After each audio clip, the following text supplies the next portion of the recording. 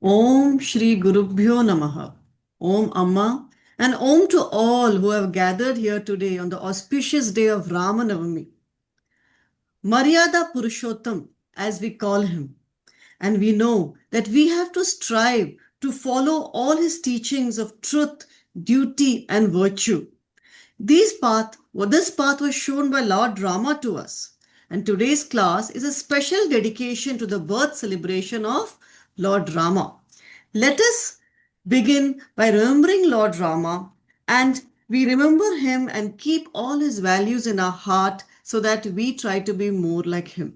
So now today we begin today's special class on Ram Navami. The first program is the invocation and intro of Sankshepa Ramayana by Swamini Amma.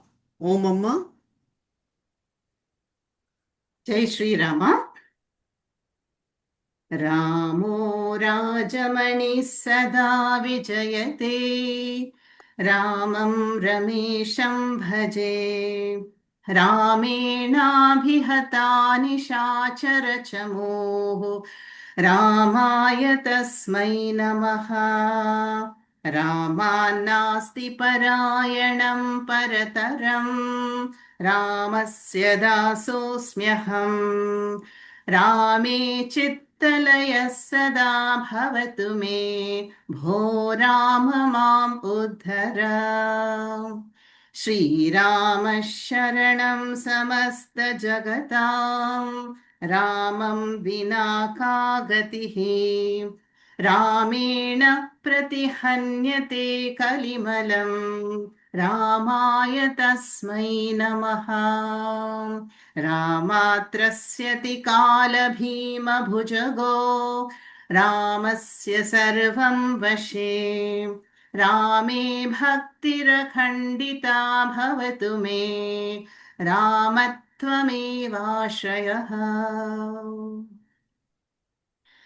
गुरुरेव गतिः गुरुमेव भजे गुरुणैव सहास्मि नमो गुरवे न गुरोः परमं शिशुरस्मि गुरोः मतिरस्मि गुरौ मम पाहि गुरो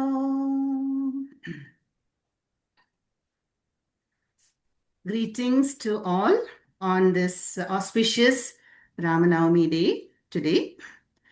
Today we are going to chant the Sankshepa Ramayana, which you know is the very first chapter of the first Kanda of Valmiki Ramayanam, the Balya Kanda.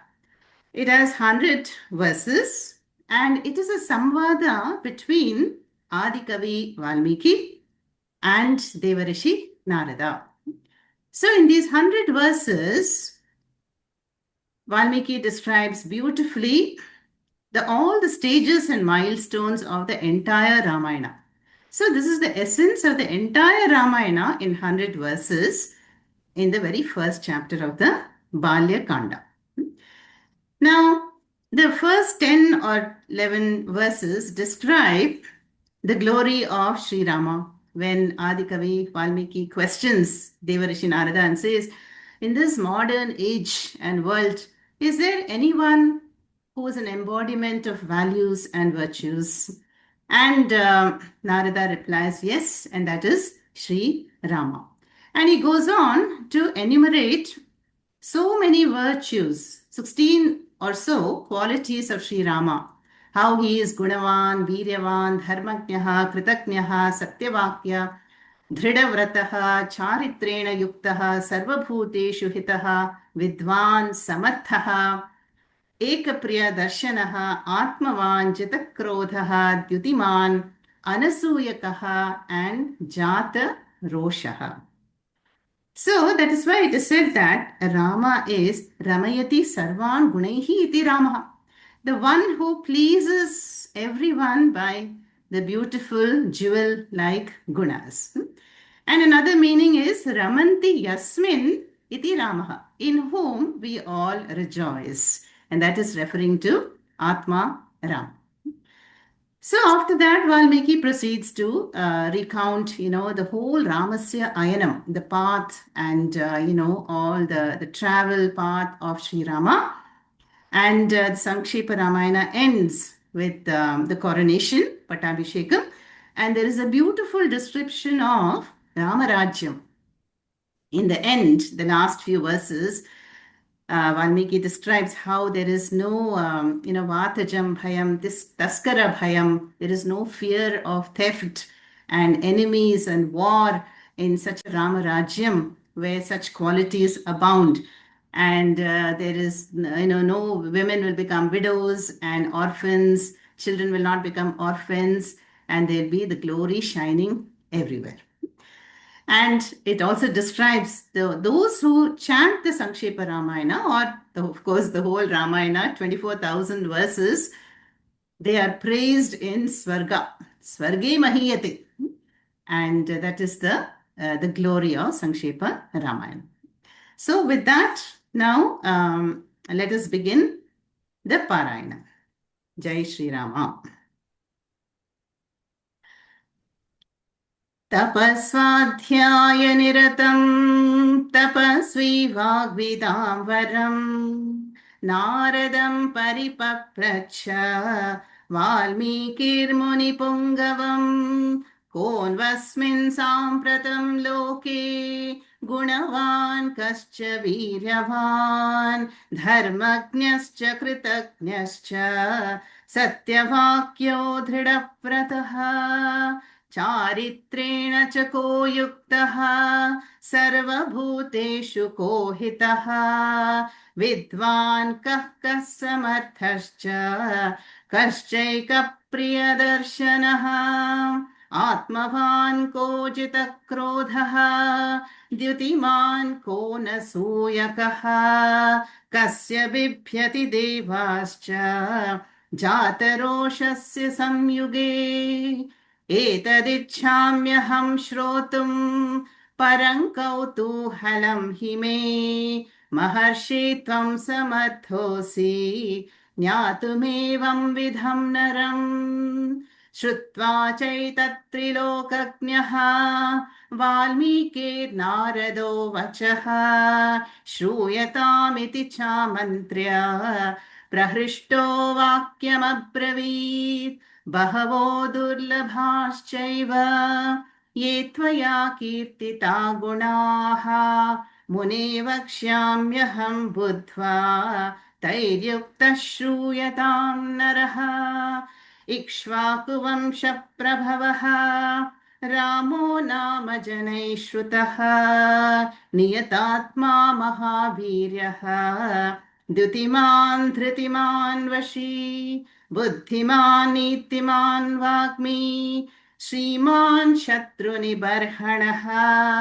विपुलांसो महाबाहुः कम्बुग्रीवो महाहनुः महोरस्को महेश्वासः गूढजत्रुररिन्दमः आजानुबाहु सुशिराः सुललाटः सुविक्रमः.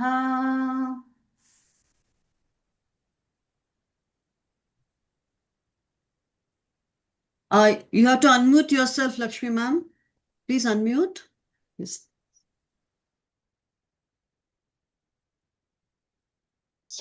समविभक्ताङ्गः स्निग्धवर्णः प्रतापवान् पीनवक्षा विशालाक्षः लक्ष्मीवान् शुभलक्षणः धर्मज्ञः सत्यसन्धश्च प्रजानां च हिते रतः यशस्वी ज्ञानसम्पन्नः शुचिर्वश्य समाधिमान् प्रजापति समश्रीमान् धातारि पुनिषूदनः रक्षिता जीवलोकस्य धर्मस्य परिरक्षिता रक्षिता स्वस्य धर्मस्य स्वजनस्य च रक्षिता वेदाङ्गतत्त्वज्ञः धनुर्वेदे च निष्ठितः सर्वशास्त्रार्थतत्त्वज्ञः समृद्धिमान् प्रतिभानवान् सर्वलोकप्रिया साधुः अधीनात्मा विचक्षणः सर्वदाभिगत संसिद्धिः समुद्र इव सिन्धुभिः आर्य सर्वा समश्चैव सदैकप्रियदर्शनः स च सर्वगुणोपेतः कौसल्यानन्दवर्धनः समुद्रैव गाम्भीर्ये धैर्येण हिमवानिव विष्णुना सदृशो वीर्ये सोमवत्प्रियदर्शनः कालाग्निसदृशः क्रोधे क्षमया पृथिवी समः धनदेन समत्यागे सत्ये धर्म इवापरः तमेवं गुणसम्पन्नं रामं सत्यपराक्रमम् ज्येष्ठं श्रेष्ठगुणैर्युक्तं प्रियं दशरथसुतं प्रकृतीनां हृदैर्युक्तं प्रकृतिप्रियकाम्यया यौवराज्येन संयोक्तुम् ऐच्छत् प्रीत्या महीपतिः तस्याभिषेकसंभारान् दृष्ट्वा भार्यादकैकयी पूर्वं दत्तवरा देवी वरमेण मया च विवसनं च रामस्य वरदस्याभिषेचनम् स सत्यवचनात् राजा धर्मपासेन संयुतः विवासयामास सुतं रामं दशरथप्रियम् स जगामवनं वीरः प्रतिज्ञामनुपालयन् विदुर्वचननिर्देशात् कैकेय्या प्रियकारणात् तं व्रजन्तं प्रियो भ्राता लक्ष्मणोऽनुजगामः स्नेहात् विनयसम्पन्नः सुमित्रानन्दवर्धनः भ्रातरं दैदो भ्रातु मधुदर्शयन् रामस्य दयिता भार्या नित्यं प्राणसमाहिता जनकस्य कुले जाता देवमायेव निर्मिता सर्वलक्षणसम्पन्ना नारीणामुत्तमावधूः सीताप्यनुगता रामं सशिनं रोहिणी यथा पौरैरनुगतो दूरम् पित्रा दशरथेन च शृङ्गिबेरपुरे सूतं गङ्गाकूले व्यसर्जयत् गुहमासाद्य धर्मात्मा निषादाधिपतिं प्रियम् गुहेन सखितो रामो लक्ष्मणेन च सीतया देवनेन वनं गत्वा नदी स्थित्वा बहुधा चित्रकूटमनुप्राप्य भरद्वाजस्य शासनात् रम्यमावसतं कृत्वा रममाणा वनेत्रयः देवगन्धर्वसंकाशाः तत्र ते न्यवसन् सुखं चित्रकूटं गते रामे पुत्रशोकादुरस्तदा राजा दशरथ स्वर्गं जगाम विलपन् सुतं गते तु तस्मिन् भरतः वसिष्ठप्रमुखैर्द्विजैः नियुज्यमानो राज्याय नैच्छद्राज्यं महाबलः स जगाम वनं वीरो रामपादप्रसादकः गत्वा तु महात्मानं रामं सत्यपराक्रमम् अयाचद् भ्रातरं रामम् आर्याभावपुरस्कृतः तमेव राजा धर्मज्ञ इति रामं वचोब्रवीत् रामोऽपि परमोदारः सुमुख सुमहायशाः न चैतद् पितुरादेशात् राज्यं रामो महाबलः पादुके चास्य राज्याय न्यासं दत्त्वा पुनः पुनः निवर्तयामास ततो भरतं भरताग्रजः स काममान् अवाप्यैव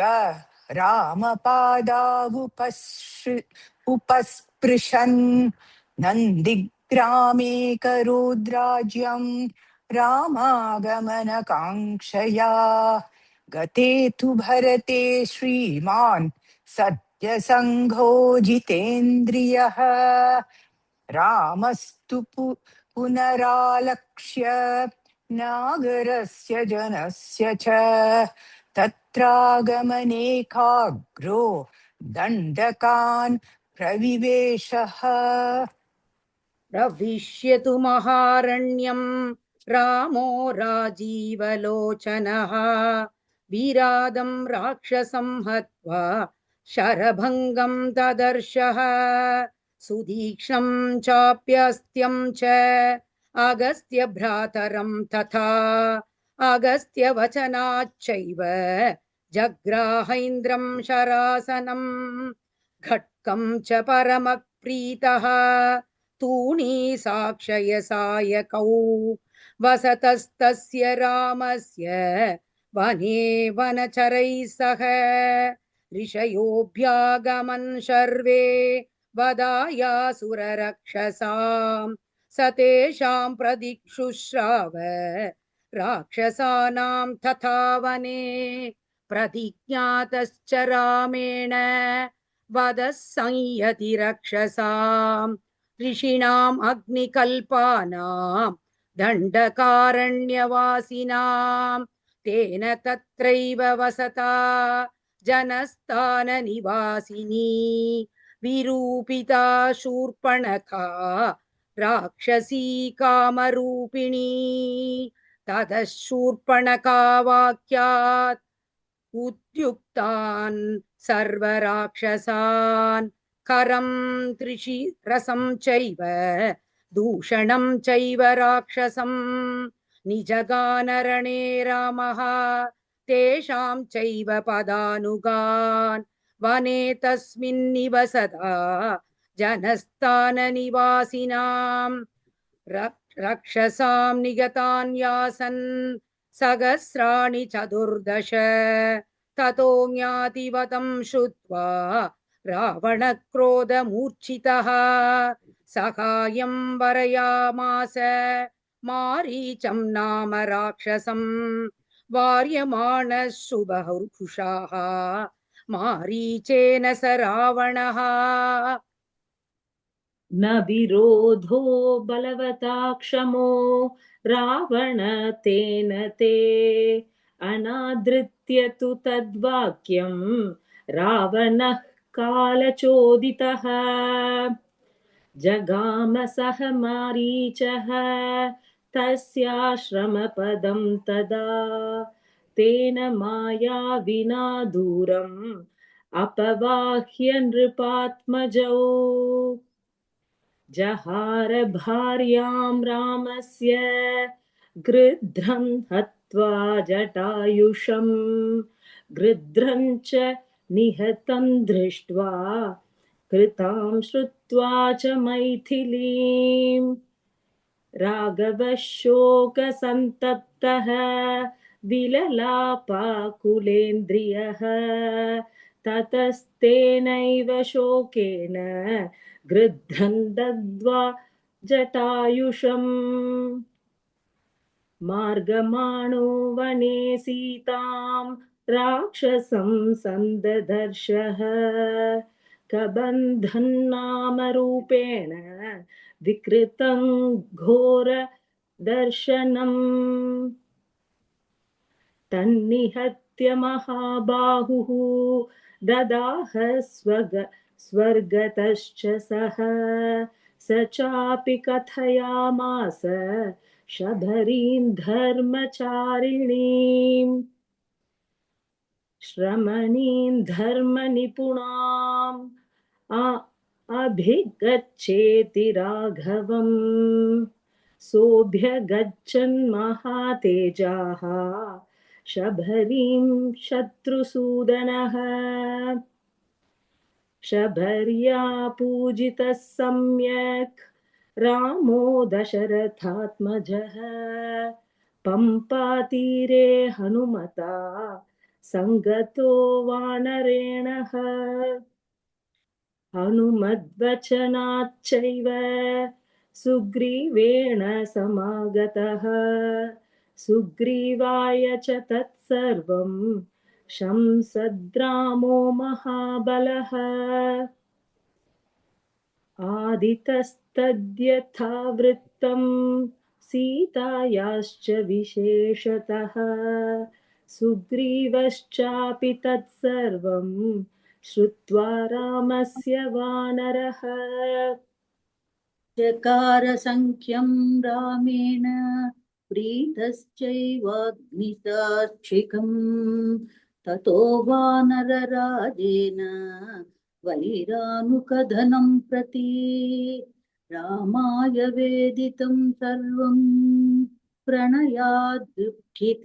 च प्रतिज्ञातं च रामेण तदा वालिवधं प्रति वालिनश्च बलं तत्र कथयामास वानरः सुग्रीवः शङ्कितश्चास्ति नित्यं वीर्येण राघवे राघवः प्रत्ययार्थं तु दुन्दुभे कायमुत्तमम् दर्शयामास सुग्रीवो महापर्वतसन्निभम् उस्मयित्वा महाबाहुः प्रेक्षत्यास्ति महाबलः पादाङ्गुष्ठेन चिक्षेप सम्पूर्णं दशयोजनम् बिभेद च पुनः तालान्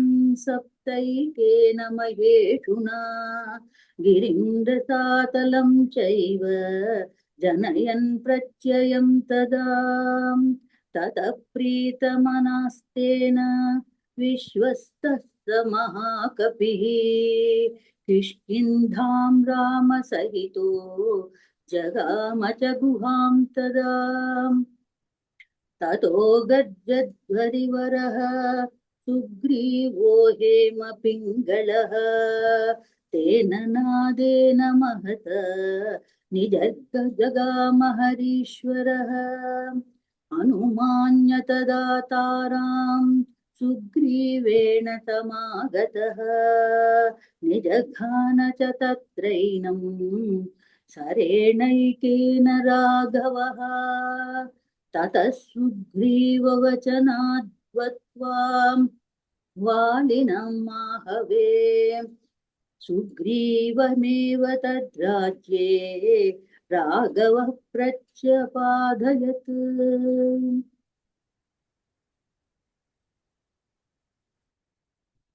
तच्च सर्वान् समानीय वानरान् वानरर्षभः दिशः प्रस्थापयामास दिदृक्षोर्जनकात्मजां ततो गृध्रस्य वचनात् सम्पातेर्हनुमान् बली शतयोजनविस्तीर्णं पुप्लुवे लवनार्णवम् तत्र लङ्कां समासाद्य पुरीं रावणपालितां ददर्श सीतां ध्यायन्तीम् अशोकवनिकां गतां निवेदयित्वा विज्ञानं प्रवृत्तिं च निवेद्य च समाश्वास्य च वैदेहीं मर्दयामास तोरणं पञ्चसेनाग्रगान् हत्वा सप्तमन्त्रीसुतानपि शूरमक्षं च निष्पिष्य ग्रहणं समुपागमत् अस्त्रेणोन्मुक्तमात्मानं ज्ञात्वा पैतामहाध्वरात् मर्शयन्नाक्षसन् वीरः यन्त्रिनिस्तान् यदृच्छया ततो दग्ध्वा पुरीं लङ्कां ऋते सीतां च मैथिलीं रामाय प्रियमाख्यातुं पुनरायान् महाकपिः सोऽभिगम्य महात्मानं कृत्वा रामं प्रदक्षिणं न्यवेदयत मे आत्मा दृष्टासीतेति तत्त्वतः ततः सुग्रीवसहितः गत्वा तीरं महोदधेः समुद्रं शोभयामास शरैरादित्यसन्निभैः दर्शयामास चात्मानं समुद्रसरितां पतिः समुद्रवचनात् चैव नलं सेतुमकारयत् तेन गत्वा पुरीं लङ्कां हत्वा रावणमाहवे रामः सीतामनुप्राप्य परां व्रीडामुपागमत् तामुवाच ततो रामः पुरुषं जनसंसदि अमृष्यमाणा सा सीता विवेशज्वलनं सती ततोऽग्निवचनात् सीतां ज्ञात्वा विगतकल्मषां भवौ रामसम्पृष्टः पूजितः सर्वदेवतैः कर्मणा तेन महता त्रैलोक्यं सचराचरं सदेवर्षगणं तुष्टं राघवस्य महात्मनः अभिषिच्य च लङ्कायां राक्षसेन्द्रं विभीषणं कृतकृत्यस्तथा राम विज्वरप्रमुमोदः देवताभ्यो वरं प्राप्य समुत्थाप्य च वानरान् अयोध्यां प्रस्थितो रामः पुष्पकेण सुहृद्भृतः भरद्वाजाश्रमं गत्वा रामः सत्यपराक्रमः भरतस्यान्तिकं रामः हनुमन्तं व्यसर्जयत् पुनराख्यायायिकां जल्पत् सुग्रीवः सहितश्च सः पुष्पकं तत्समारुह्य नन्दिग्रामं ययौ तथा नन्दिग्रामे जडां हित्वा भ्रातृभिः सहितो नघ रामः सीतामनुप्राप्य राज्यं पुनरवाप्तवान् प्रहृष्टमुदितो लोकः तुष्टः पुष्टसुधार्मिकः निरामयो ह्यरोगश्च दुर्भिक्षभयवर्जितः न पुत्रमरणं किञ्चित् द्रक्ष्यन्ति पुरुषाः क्वचित् नार्यश्चाविधवा नित्यं भविष्यन्ति पतिव्रताः न चाग्निजं भयं किञ्चित् नाप्सु मज्जन्ति जन्तवः न वातजं भयं किञ्चित् नापि ज्वरकृतं तथा न चापि क्षुद्भयं तत्र न तस्करभयं तथा नगराणि च राष्ट्राणि धनधान्ययुतानि च नित्यं प्रमुदिता सर्वे यथा कृतयुगे तथा अश्वमेधशतैरिष्ट्वा तथा बहुसुवर्णकैः गवां कोट्ययुतं दत्त्वा विद्वद्भ्यो विधिपूर्वकम् असङ्ख्येयं धनं दत्त्वा ब्राह्मणेभ्यो महायशाः राजवंशाच्छतगुणान् स्थापयिष्यति राघवः चातुर्वर्ण्यं च लोकेऽस्मिन् स्वे स्वे धर्मे नियोक्ष्यति दशवर्षसहस्राणि दशवर्षशतानि च रामो राज्यमुपासित्वा ब्रह्मलोकं प्रयास्यति इदं पवित्रं पापघ्नं पुण्यं वेदैश्च सम्मितं यः पठेत् रामचरितं सर्वपापैः प्रमुच्यते एतदाख्यानमायुष्यं पठन् रामायणं नरः सपुत्रपौत्रः सगणः प्रेत्य स्वर्गे महीयते पठन् द्विजो वा वृषभत्वमीयात् स्यात् क्षत्रियो भूमिपतित्वमीयात् वणिज्जनः पण्यफलत्वमीयात् जनश्च शूद्रोऽपि महत्त्वमीयात् इति श्रीसंक्षेपरामायणं समाप्तम्.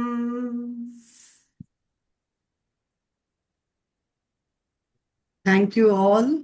We are all indeed blessed that we are present here today to hear these beautiful verses, 100 verses sung by all of you. And now moving on, we are going to a song, a Kriti, which will be rendered by Indraji, and this is on Lord Rama. Indraji, unmute yourself. I have unmute. Yes. See, this is a Tyagaraja Kriti I am going to sing. Okay? Okay? I am audible? Yes. Yes. Okay. Rama nive gani nannu, Rama nive gani nannu, Rama nive gani nannu, Rama nive gani nannu, రక్షించువా రెవరు Shri Ram నీవే గాని నన్ను రక్షించువా రెవరు శ్రీ రామ నీవే గాని నన్ను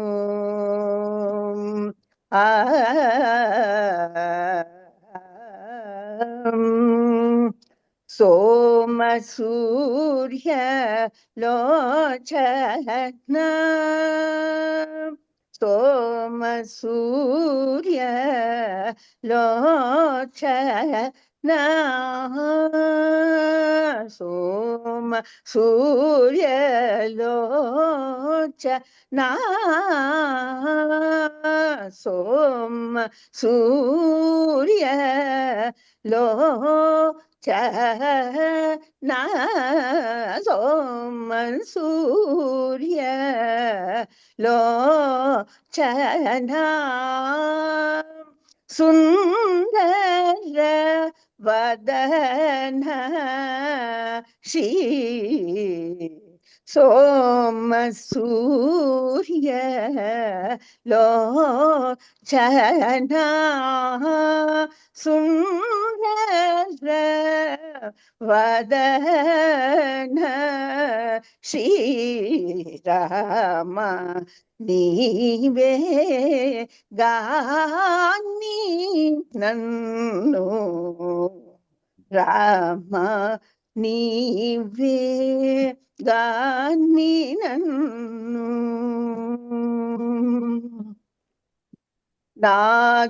Nagasayana మునియాగ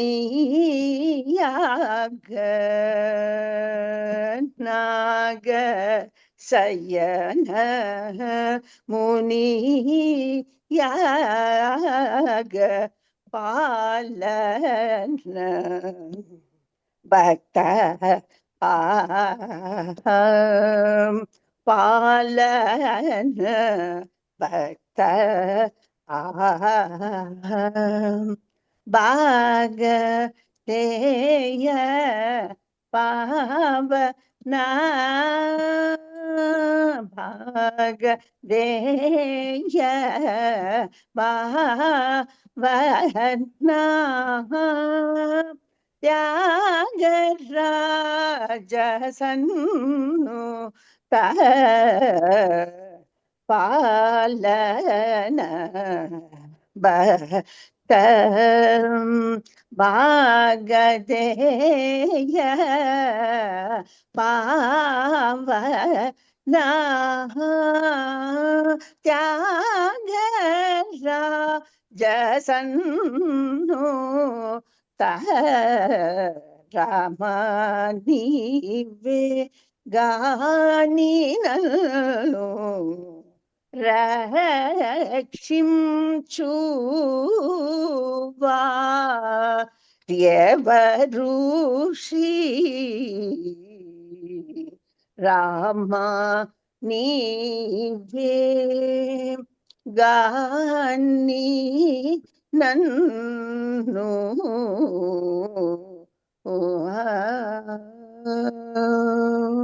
thank you ఓం అమ్మ.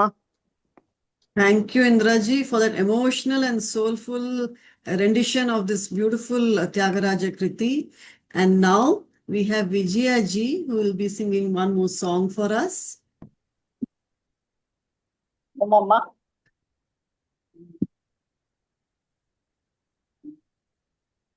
Ramachandram bhavayami,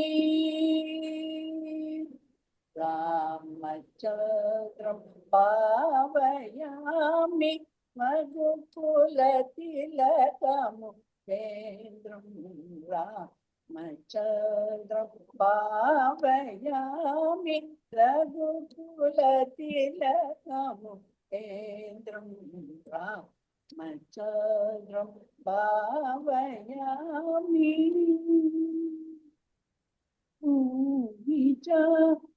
Nayakam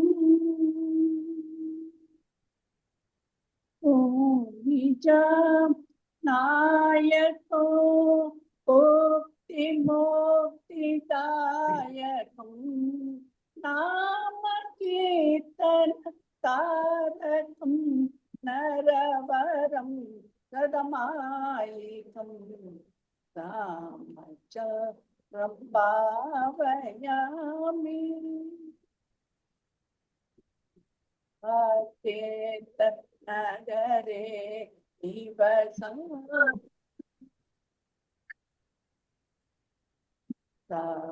Aketa nagare nivasanto Samraja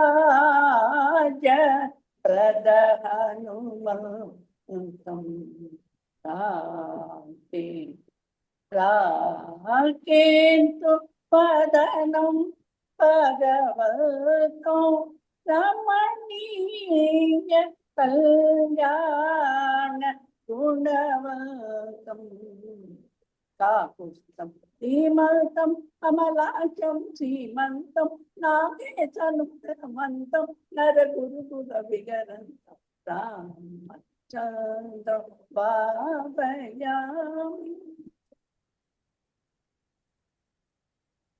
Oh, Mama. Thank you, Vijaya ji. You have submerged us in the bliss of Lord Rama with this song. And now we have Lakshmi ji, who will be singing the Rama Mangala Stotram. Om Mangalam Kausalendraya Mahaniya Gunatmane Chakravarti Tanujaya Sarvabhaumaya Mangalam Veda Vedanta Vedhyaya Meghashyamala Murtaye Pumsamohana Rupaya Punya Shlokaya Mangalam Vishwamitra Antarangaya Mithila Nagari Patehe Bhagyanam Paripadaya Bhavya Rupaya Mangalam Pitrubhaktaya Satatam Ratrubhi Sahasitaya Nandita Khilalokaya Ramabhadraya Mangalam Tyakta Saketavasaya Chitrakuta Viharine Samsevyaya Sarvayaminam Dhirodharaya Mangalam Saumitrinam Chajanakya Chapabana Sidharine Samsevyaya Sada Bhaktya Swamine Mama Mangalam Dandakaranya Vasaya Pandita Amarashatrive Dhritarajaya Bhaktaya Muktidayastu Mangalam Sadaram Shabari Datta Phalamulabhilashine Saulabhyam Chaparipurnaya Sattvodiptaya Mangalam Hanumat Samavetaya Harisha Bhishtadayine Vali Pramatanayastu Mahathiraya Mangalam Srimate Raghuviraya Setu Ullankita Sindhave जितराक्षसराजाय रणधीराय मङ्गलम् आसाद्य नगरीं दिव्याम् अभिषिक्ताय सीतया राजाधिराजराजाय रामभद्राय मङ्गलम् मङ्गलाशासनपरै मदाचार्यै पुरोगमैः सर्वैश्च पूर्वै आचार्यै सत्कृतायास्तु मङ्गलम् सियत्कान्ताय कल्याणनिधये निधयेत्तिना श्रीवेङ्कटनिवासाय श्रीनिवासाय मङ्गलम्. Thank you, Lakshmi ji, for the auspicious rendering of the Mangalam, Rama Mangalam. And now we move on to the Mangala Aarti by Adya.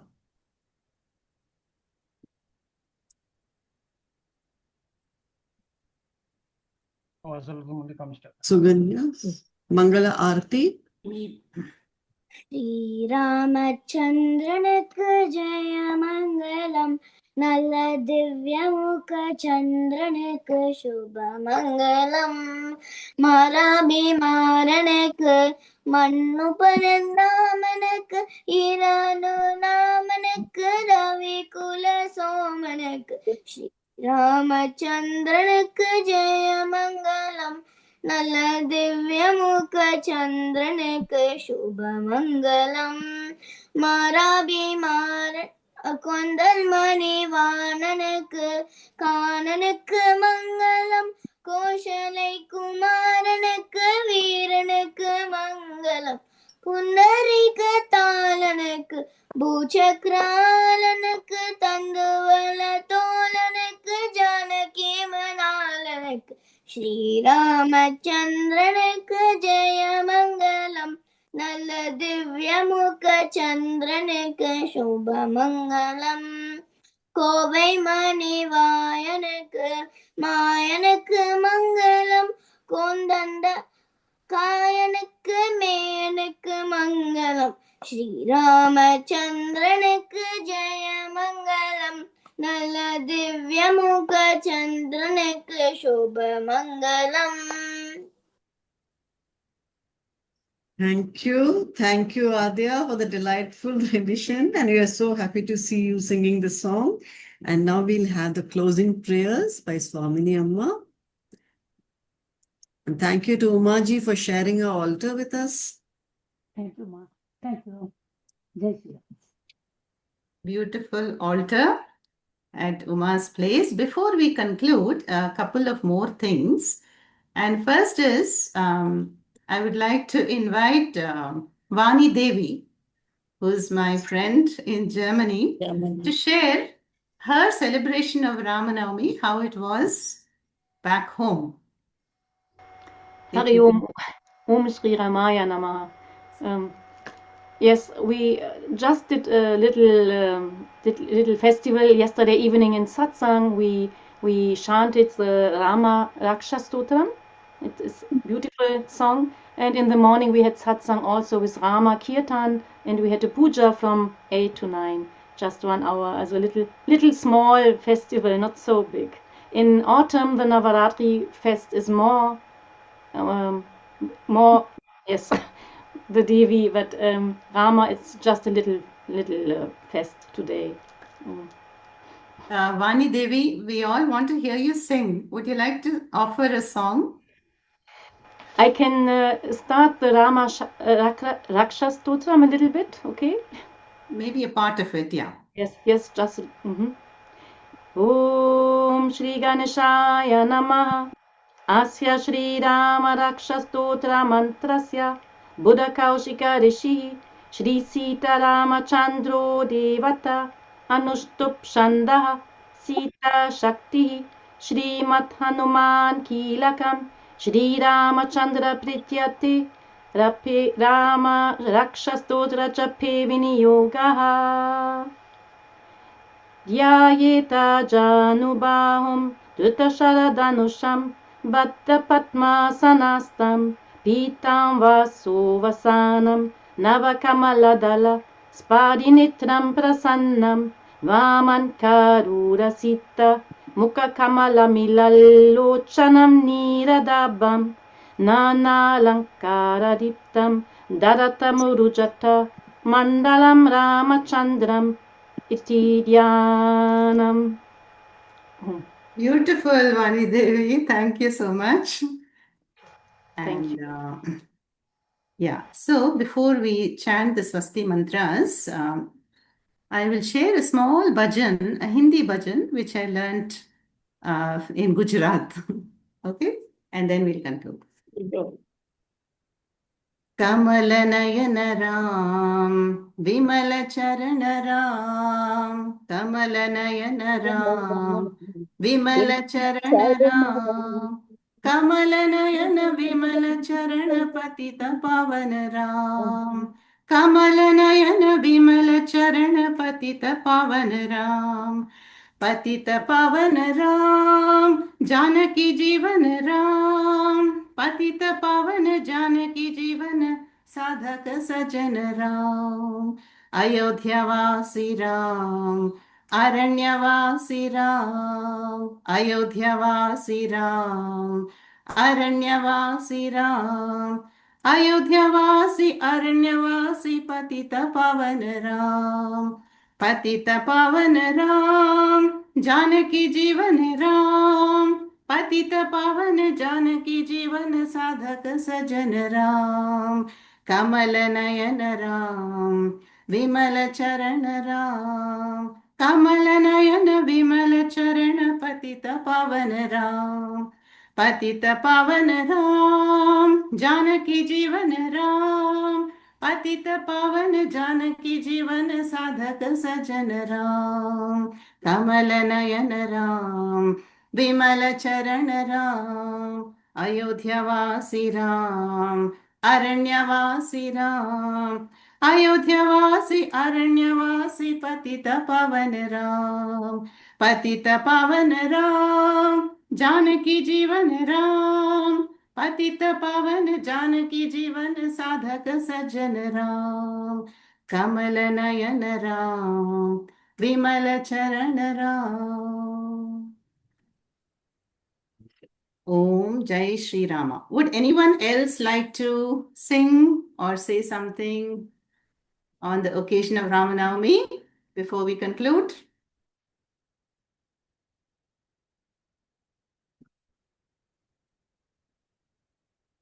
Lakshmi Mami, how about a song from you? Oh, Mama, I didn't prepare anyway. I will sing. Just You don't need preparation. படத்திலொன்னூருவத்தில் உயிரிருப்பதை கண்டேன் அற்புதம் என் சொல்வேன் ஸ்ரீராமா படத்திலொன்னூருவத்தில் உயிரிருப்பதை கண்டேன் அற்புதம் என் சொல்வேன் ஸ்ரீராமா படத்திலொன்னூருவத்தில் உயிரிருப்பதை கண்டே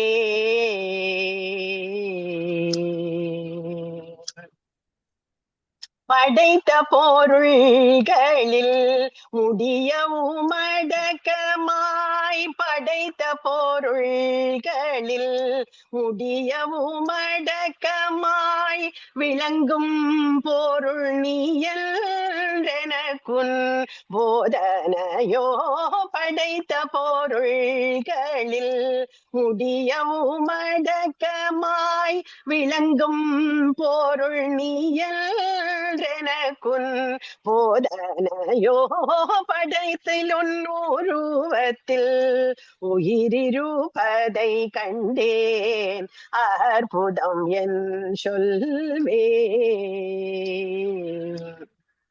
முருகுரும் தீருமுக தருள் நிறை கண்களால் முருகுரும் தீருமுக தருள் நிறை கண்களால் பார்த்ததை கண்டு நான் பரவசம் கொண்டதும் பார்த்ததை கண்டு நான் பரவசம் கொண்டதும் திருவடி பணிந்து நான் பெருமுதமடைந்ததும் திருவடி பணிந்து நான் பெருமுதமடைந்ததும் ஒரு நாளும் மறவேன் Sri Rama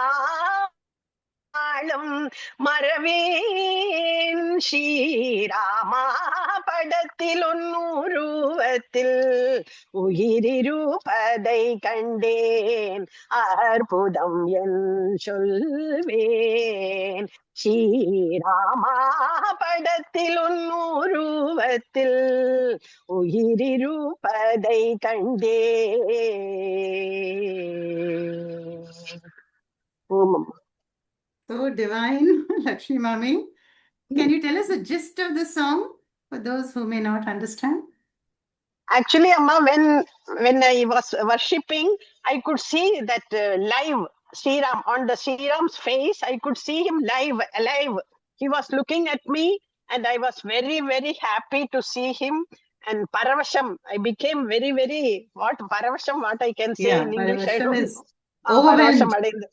Yeah, and it is படைத்த பொருள்களில் முடியவும் அடக்கமாய். All the things what he has created, he is there. So in that padam also, that picture also, he is there. That is what is bodhanai for me. I thought like that. That is why. படைத்த பொருள்களில் முடியவும் அடக்கமாய் விளங்கும் பொருள் நீ. All the creations, you are there. That is the tattvam in that. So I could see you in that picture also. And I will never forget, I can never forget that moment when I saw you alive in the picture. That is the meaning. Wow. Beautiful. You've given us the Rama Darshanam through that song. Yes, Amma. So, Sudha, you want to say something or sing maybe? That Raghupati Raghava, which we taught in Sanskriti class, original version. Yes, please go ahead. Many of us don't know it. Raghupati Raghava Raja Ram Patita Pavana Sitaram. Raghupati Raghava Raja Ram Patita Pavana Sitaram. Sundara Vigraha Megasham Ganga Tulasi Shaligram. Sundara Vigraha Megasham Ganga Tulasi Shaligram. Bhadragirishwara Sitaram Bhakta Jana Priya Sitaram.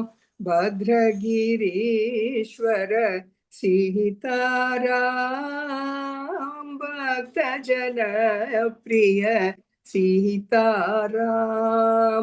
Janaki Ramana Sitaram.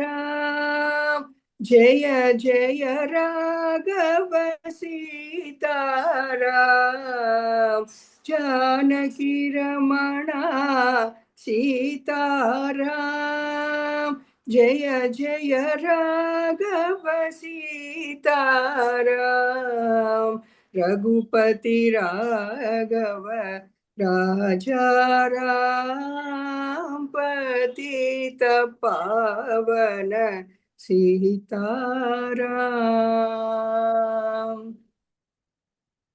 Thank you, Sudha. Lovely to hear that original song. Okay, very nice. So this is a very auspicious occasion, no, Ramanavami, to rededicate ourselves to Dharma. So we find that in Ramayana, all the dharmas are so beautifully described, no? Putra Dharma, Pati Dharma, and Rashtra Dharma, all these dharmas, that is harmony and peace, no? So whatever ashrama we are in, as a student, grahastha, vanaprastha, let us dedicate ourselves to the dharma. That is what Sri Rama really stands for, embodiment of values and dharma. Come what may, one adheres to dharma. And so that dharma, when we build that Rama Rajyam in our minds, we cannot do it 100% in the world. But we know in Vedanta, in our mind, we're experiencing the world. World is really in our mind. So in our mind, if there is Krita Yuga, Satya Yuga, Rama Rajya, then that is, living the dharma. And especially as students of moksha, we should also be committed to moksha dharma. Even as we are following all the other dharmas as per ashrama, then we pursue also the moksha dharma, because that will only lead us to ultimate peace and ananda. That anandam which is Ramanti Yasmin iti Ramaha. That Rama in which, Atma Rama, in which everyone wants to rejoice and be that peace and happiness. So that Rama is never away from us at any moment. Om Asato Ma Satgamaya Tamaso Ma Jyotirgamaya Mrityorma Amritangamaya. Om Purnamadah Purnamidam Purnat Purnamudachyate Purnasya Purnamadaya Purnamevavashishyate. Om Shanti Shanti Shanti. Harihi Om Shri Gurubhyo Namaha. Harihi Om. Jai Shri Rama.